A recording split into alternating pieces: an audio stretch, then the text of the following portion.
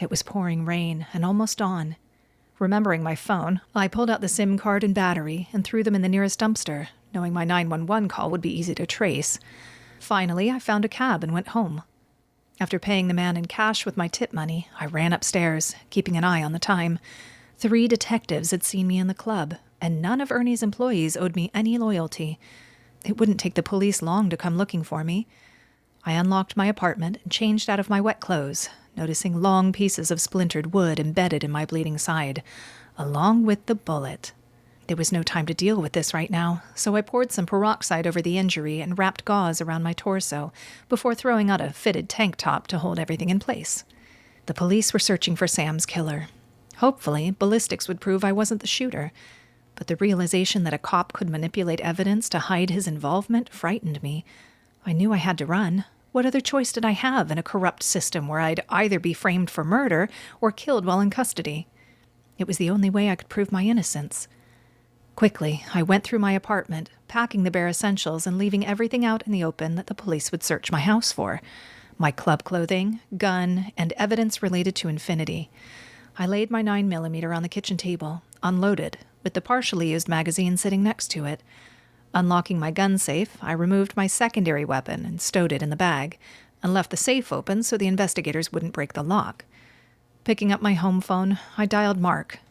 When he answered, I rapidly filled the empty airspace with as much pertinent information as I could muster. "Mark, it's a dirty cop. He was at Infinity. Get someone to check on Ernie Papadakis.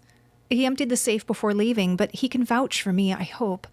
The bartender, Sam Harrigan, was inside the club when it all went down. He's probably dead. He took a bullet to the back, but I didn't get a chance to check his vitals." "Alex, take a breath." He was probably tracing the call. Other agents were in the background asking questions. "You need to come in." I don't know exactly what happened, but the cop shot Sam and then came gunning for me. When the police arrived, I ran. I didn't have a choice. Remembering Martin had been in my apartment on Thursday, I wiped every flat surface and doorknob I could think of, hoping to prevent him from getting dragged into this. The police had no reason to dust my apartment for prints, but in case they were looking for leads on my whereabouts, I couldn't be too careful. Going to my desk, I pulled out the resignation letter I printed 2 months ago when we started dating, and wrote last Thursday's date at the top and signed the bottom. Martin Technologies didn't need any more negative press than it already had in the last year, and the powers that be could insist I quit before going on a shooting rampage. I shoved the letter in my bag and emptied the drawer that housed my waitressing tips from the last few days. I had $500 in cash, but I needed more untraceable liquid resources.